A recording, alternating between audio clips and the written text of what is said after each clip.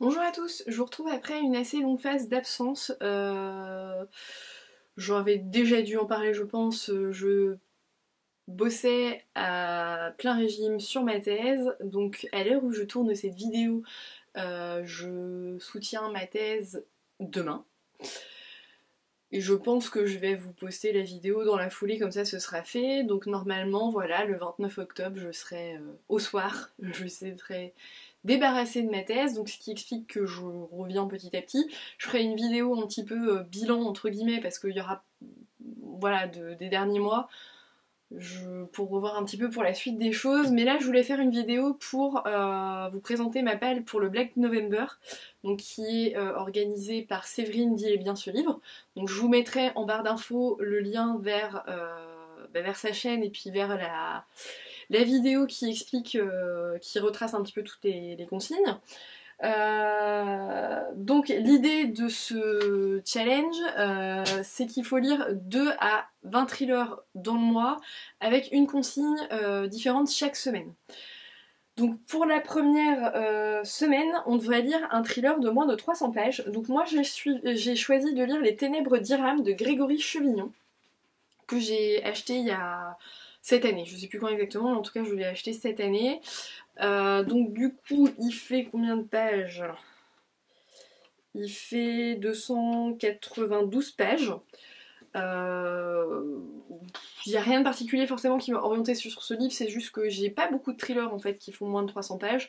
Donc je suis juste allée sur Livre Addict et j'ai pris le premier à moins de 300 pages, mais qui me tentait quoi. Donc celui-là me tentait bien, surtout qu'en plus je l'ai acheté récemment.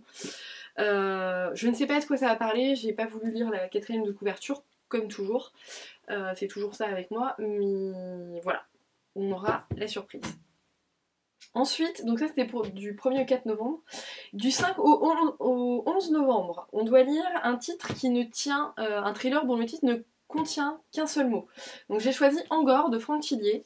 Franck Tillier, on ne le présente plus, n'est-ce pas? Ça fait un petit bout de temps que je dois le lire celui-ci, mais à chaque fois, bah, avec la thèse, j'avais pas le temps. Et puis je dois dire qu'à un moment, effectivement, quand j'avais lu Puzzle, donc celui qui précédait, je me suis rendu compte que j'avais peut-être lu trop de livres de Franck Tillier d'un coup. Et du coup, ben, j'étais plus trop surprise en fait dans le livre, bien que, voilà, je pense que clairement, si j'avais pas lu d'autres livres de Franck Tillier avant, j'aurais adoré Puzzle. Là, non pas que j'ai pas aimé, mais du coup, j'ai pas vraiment eu de surprise. Donc du coup, je me suis dit, bah c'est tout, on va se laisser un petit peu de temps avant d'en lire un nouveau. Et puis voilà, là je profite que je vais pouvoir relire à un rythme digne de ce nom pour me relancer dans les livres de Tillier et me mettre à jour dans ces livres du coup parce que j'ai quand même pas mal de retard. Et je crois que normalement sur celui-là on retrouve Annabelle et Charcot. Oui, c'est ça, on les retrouve. Voilà, voilà. Alors après, je dis un rythme digne de ce nom, mais attention, hein, j'ai pas un rythme de fifou quand je lis. Pour l'instant, moi j'ai choisi de mettre un seul livre par consigne parce que je sais que de toute façon, mon rythme de lecture il n'est pas non plus extraordinaire. Donc un livre par consigne c'est déjà très bien. Et je sais très bien que j'irai jamais au-delà.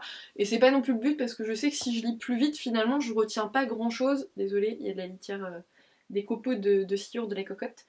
Je retiens pas grand-chose de ce que je lis quand je lis trop vite. Donc ensuite, du 12 au 18 novembre, on doit lire un thriller qui se passe en Amérique du Nord. Alors là, j'en avais quand même pas mal dans ma palle, hein, qui se passe en Amérique du Nord. Donc j'ai regardé pareil, hein, j'ai regardé un petit peu sur Livre Addict ce que j'avais. Et puis je me suis dit, tiens, ça fait longtemps que j'ai pas lu de livre de Patricia Cornwell. Donc bah, c'est l'occasion, du coup j'ai sorti Une mort sans nom. En espérant que je vais comprendre parce que le souci c'est que là-dedans il y a un tueur qui revient assez régulièrement et comme je lis pas ces livres très souvent, je me suis rendu compte déjà sur le précédent que je savais plus du tout de quoi en parler. Je savais qu'il était question d'un tueur en série, mais après je me rappelais plus forcément quelle était l'histoire entre le tueur, les enquêteurs, etc. Donc j'espère que je vais pas être trop paumée. Au pire j'essaierai de voir si je trouve un résumé un peu spoilant du précédent, parce que ça fait vraiment... je sais même pas si j'en ai lu un l'année dernière, hein, ça doit remonter à 2 ans je pense, donc voilà. Donc là on est sur du thriller scientifique si je puis dire, puisqu'on est sur de la médecine légale, hein, puisque le Kes Carpeta, qui est le personnage principal, est médecin légiste. Voilà. Donc j'ai hâte de redécouvrir, me replonger dans ces livres. Ensuite, du 19 au 25 novembre, on doit lire un thriller d'une autrice française. Alors là, j'ai beaucoup hésité entre... Alors au début, je voulais plutôt lire Criminel Love d'Armel Carbonell. Et puis finalement, j'ai vu la vidéo de Gwen, du notebook de Gwen. Et elle a parlé de Prendre Lily de Marie Neuser. J'ai jamais lu les livres de cet auteur et j'en ai déjà 2 dans ma pelle. Et je sais qu'il y en a encore d'autres qui sont sortis que j'ai pas acheté du coup parce que je savais que j'en avais 2 dans la pelle. Et ça, c'est un truc, un objectif que je me suis donné, c'est de ne plus acheter. Enfin, faire en sorte de ne pas avoir plusieurs livres à lire du même auteur dans ma pelle. Parce que sinon, on s'en sort pas. Ça limite un peu les achats. Donc je me suis dit, bah c'est tout. Comme Armel Carbonell, je n'ai qu'un livre pour l'instant, je vais déjà lire celui-ci. En plus, ça faisait quand même longtemps qu'il me faisait de l'œil, donc voilà, j'ai hâte. J'ai jamais lu de livre de cet auteur, mais apparemment, c'est pas mal. Et enfin, du 26 au 30 novembre, on devrait lire un thriller scandinave, donc Norvège, Suède ou Danemark. Donc là, je crois qu'on est sur le Danemark, si je dis pas de bêtises. Donc je vais lire Promesse de Jussi Adler-Olsen. J'ai lu tous les livres qui précédaient, j'ai vraiment adoré les enquêtes du département V. Il y a juste un livre auquel j'avais pas trop accroché, je crois que ça devait être... Alors je sais plus si c'était le 2e ou le 3e, je ne sais même plus le titre. Voilà, cette vidéo est très bien préparée, n'est-ce pas? C'est de l'arrache total.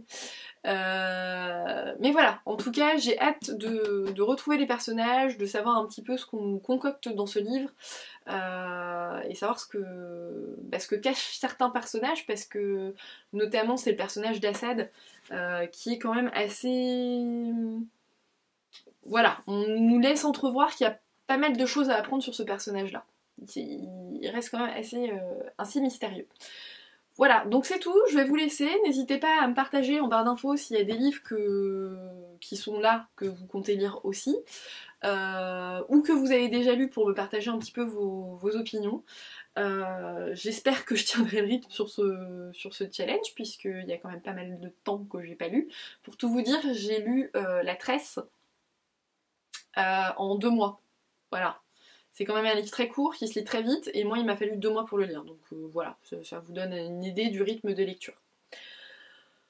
Voilà, je vous laisse, je vous ferai bientôt une vidéo, donc c'est ce que je disais, un petit peu bilan pour faire le point des derniers mois, même s'il n'y a pas grand chose à dire, hein, puisque niveau lecture c'était totalement ralenti. Et puis peut-être parler aussi de la suite, comment ça va se passer, si je vais continuer ici, c'est encore un peu flou, mais voilà, je vous en dirai plus bientôt. Bon challenge à tous, bonne lecture, et je vous dis à bientôt.